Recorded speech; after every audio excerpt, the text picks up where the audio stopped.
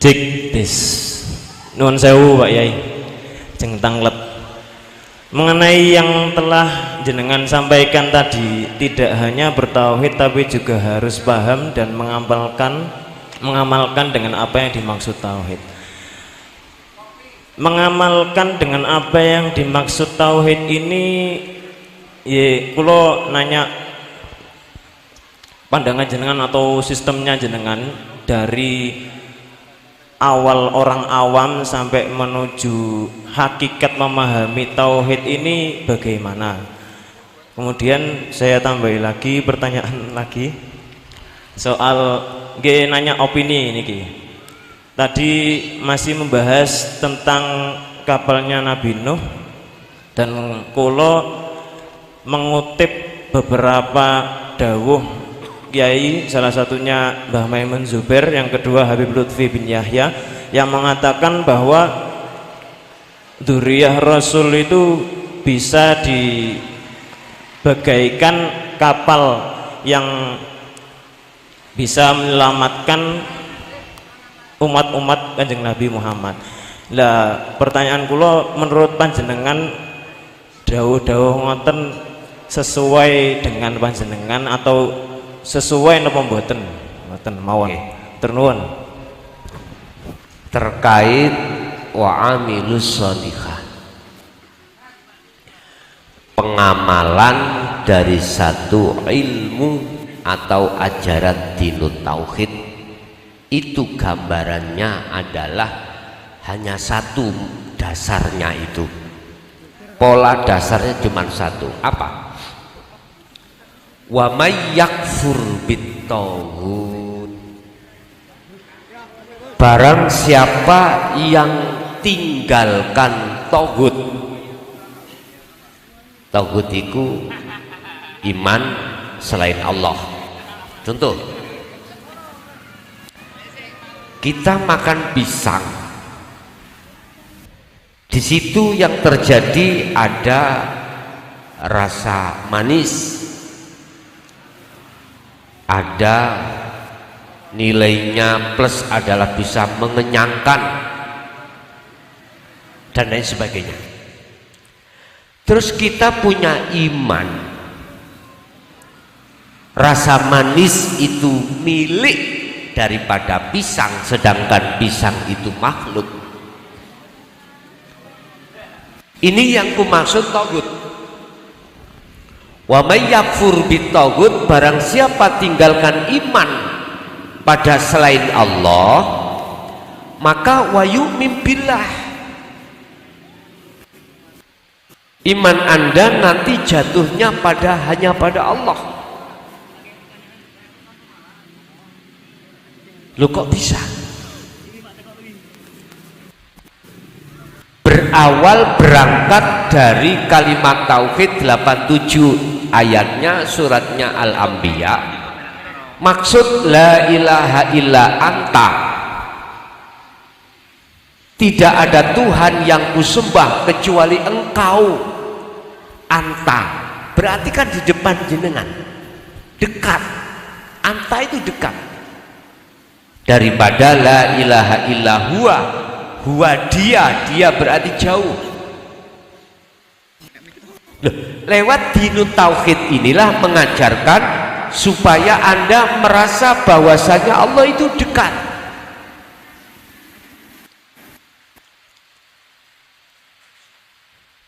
Bahkan Allah katakan dalam satu ayat, wa idza sa'alaka ibadi anni fa inni qaribun. Muhammad, ketika hambamu ada yang bertanya tentang aku, kata Allah, jawablah, inni qaribun, sesungguhnya aku Allah itu dekat. Bahkan dekatnya lebih dekat daripada urat nadi. Loh, inilah Bapak Ibu yang nantinya akan menghasilkan hati jenengan itu tidak beriman terhadap pisang, akan tetapi beriman pada Allah. Kalau Allah itu sudah dalam hati jenengan sudah terasa dekat.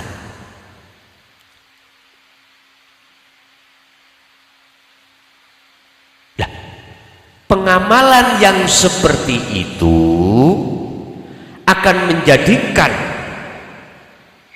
dirimu semakin lama terhadap Allah semakin takarub, semakin dekat dan bertemu. Barang siapa yang berjalan ke arah barat, semakin lama arah timur yang kau tinggalkan. Artinya siapapun hati Anda semakin merasa dekat Allah dalam dirimu, maka selain Allah akan terasa jauh di dalam dirimu. Itu yang mesti. Nah, inilah cara pengamalannya.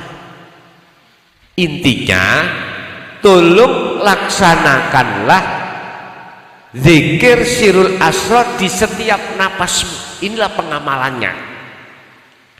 Intinya jenengan yakfur bitaghut wa yu'min billah, menjauh iman ini dari selain Allah, lalu mendekat iman ini hanya pada Allah.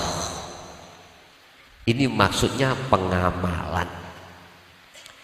Terus yang kedua terkait makalah-makalah yang mengatakan, mengkisahkan duriyah Rasulullah, sing asli duriyah ya, bukan sing KW ya, sing asli.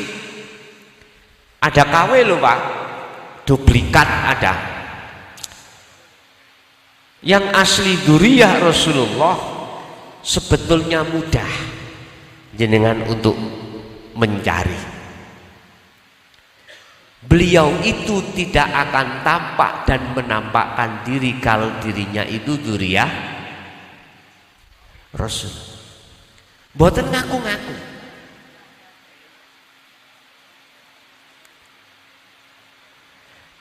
Kalau ngaku-ngaku berarti itima. Ada indikasi. Ada indikasi, berarti jelas itu. KW itu bukan asli. Lah, dari pertanyaan panjenengan terkait ajaran dzurriyyah Rasul itu bisa menyelamatkan umat, bagaimana saya mensikapi? Mungkin jenengan bisa melihat dari surat Az-Zumar tadi, ayat berapa itu terkait masalah syafaat. Ayat 14 kalau nggak salah, Az-Zumar. Iya.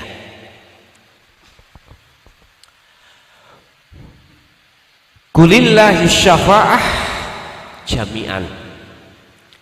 Katakan Muhammad, lillahi ku tetap kedue Allah apa asy-syafa'atu utawi pertolongan iku jami'an kelawan sekabehane milik Allah.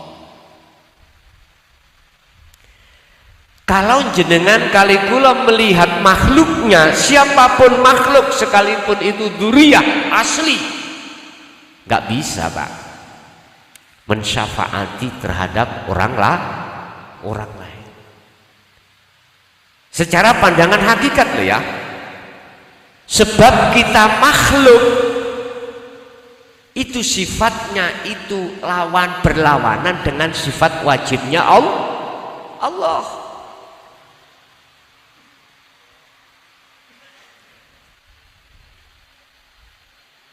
Bahkan Rasulullah sendiri diperintahkan Allah untuk mengatakan tentang syafaat. Kul, katakan Muhammad,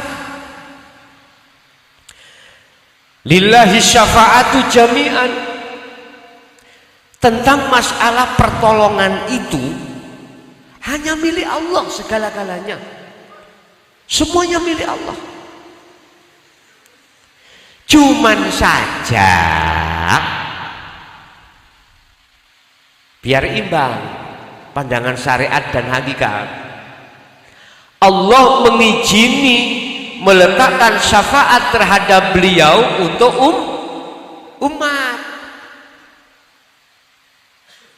Tapi ketahuilah, bukan perkaranya syafaat itu milik Bukan, itu milik Allah. Cuman dititipkan terhadap beliau untuk panjenengan kali kula sebagai umat yang mengikuti beliau. Umat yang bagaimana yang dapat syafaatnya? Allah lewat Muhammad. Kul in kuntum tuhibbunallaha fattabi'uni yuhibbukumullah. Nah ini Ali Imran 31. Katakan Muhammad, siapapun umatmu jikalau ingin cintanya diterima Allah dan dijadikan sebagai kekasihnya yang pada akhirnya akan mendapatkan syafaat, suruh mengikuti dirimu, ajaranmu.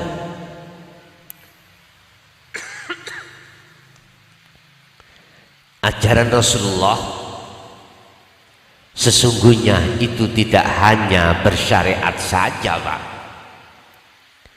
Kita umat itu kebanyakan hanya mengikuti syariatnya saja.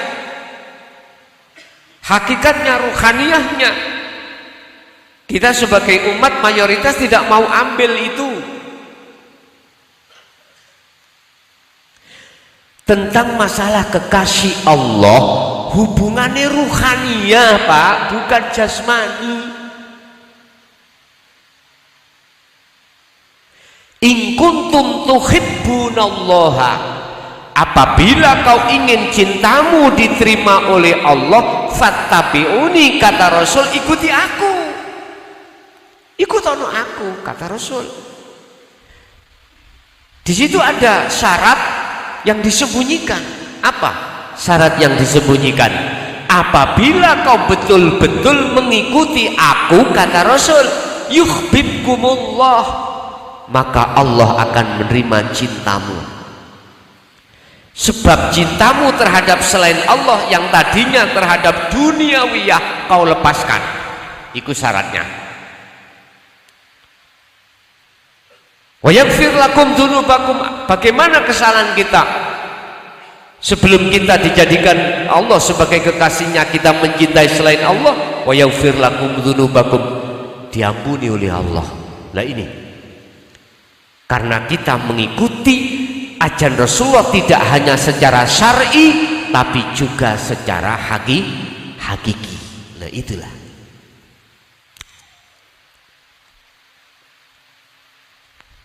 Kembali kepada kapal tadi. Memang dzurriyyah Rasulullah Muhammad ibnu Abdillah itu diteruskan oleh tabi'ina sholihin, entah unsur dari mana, apakah unsur dari sayyid ataukah unsur dari nasab, terserah. Tapi yang jelas ciri yang paling mendasar adalah laqad kana lakum fi rasulillahi uswatun, boten kakean cocot. Tahu boten kakean cocot, selalu memberikan uswah, contoh. Jadi gak menyuruh orang lain berbuat, terlebih dulu beliau mencontohkan terlebih dahulu.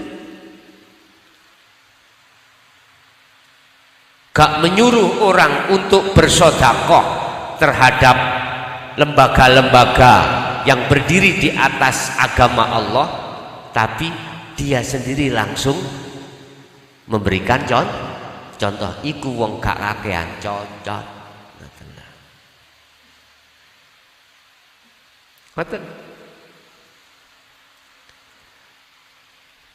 Ngomong kon ngongkon budal dheweke ora budal. Iku mau idatul hasanah, ya toh? Gak uswatun hasanah. Dzurriyyah beliau itu kasih contoh. Kasih contoh yang benar. Jadi gak menyuruh orang untuk memuja pada dirinya, sebab dirinya juga makhluk. Sembahlah siapa yang aku sembah, bukan sembahlah aku. Loh, itu loh Pak, gak diucapkan secara lisan. Pujalah aku, enggak. Pujilah aku, hormatilah aku, enggak. Gak diucapkan secara lisan. Tapi hati ini mengharapkan supaya dimuliakan. Ya itu maksudnya. Gak harus diucapkan, enggak. Kalau para dzurriyyah Rasul lepas daripada itu. Nah, apakah beliau-beliau itu kapalnya bisa menyelamatkan beliau? Kalau kita mandang dari sisi syariat, seakan-akan kapal itu yang menyelamatkan.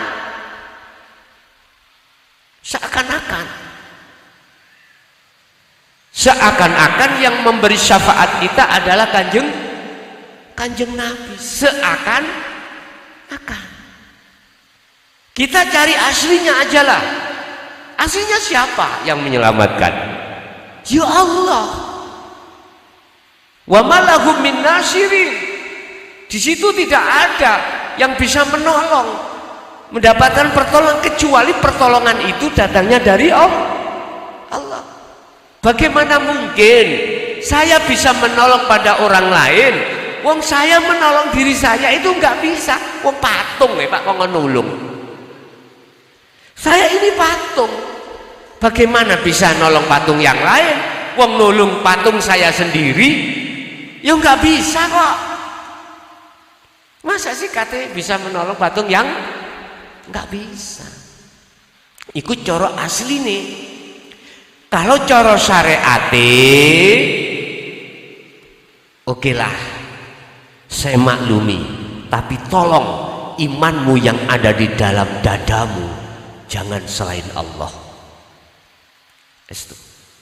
Wis logika ini Pak. Ada tukang dengan kuli mengerjakan bangunan ini. Ada pertanyaan, sapa yo sing bangun iki yo? Mesti sampai iku nuduhe tukang dan kuli. Terus yang kasih izin tukang dengan kuli siapa Pak? Pemborong toh? Pemborong. Jadi sing duwe job, yang punya tender itu pemborong. Coba pemborong yang punya tender itu tidak menyuruh jenengan kali kula sebagai tukang kuli bisa bekerja jenengan, gak bisa. Memang Pak, koyoke tukang dan kuli yang membangun bangunan ini, tetapi aslinya yang memiliki semua aktivitas di dalam pertukangan dan perkulian itu adalah pemborong.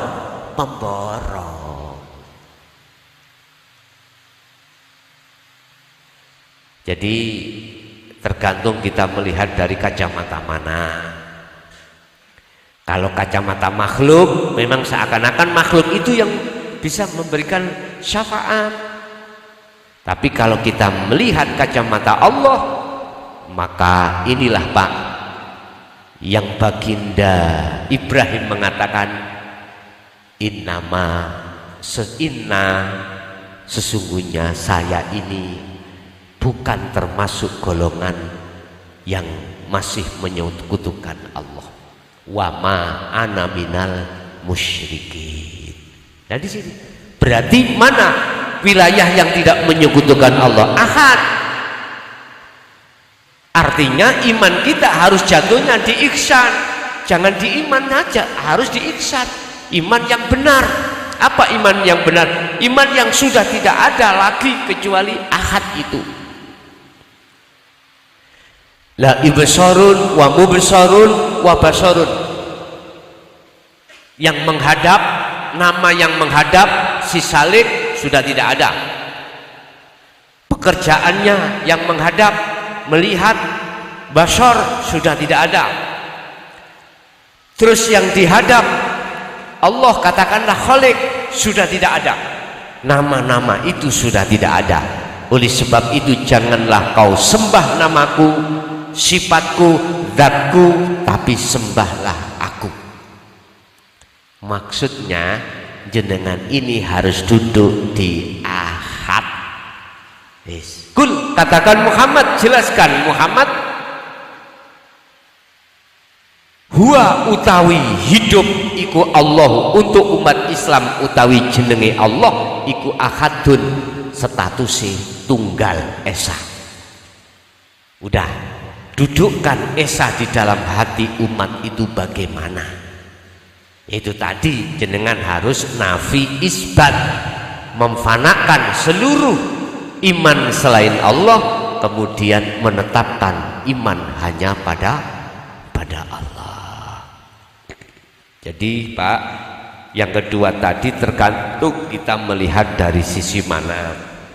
Kalau kita melihat dari sisi syariat, memang seakan-akan kapal yang dibawa oleh dzurriyyah beliau, ahli bait beliau, itu bisa menyelamatkan kita. Tapi kalau kita melihat dari pandangan hakikat, bukan. Semua yang menyelamatkan hanyalah Allah. Nggih. Bismillahirrahmanirrahim.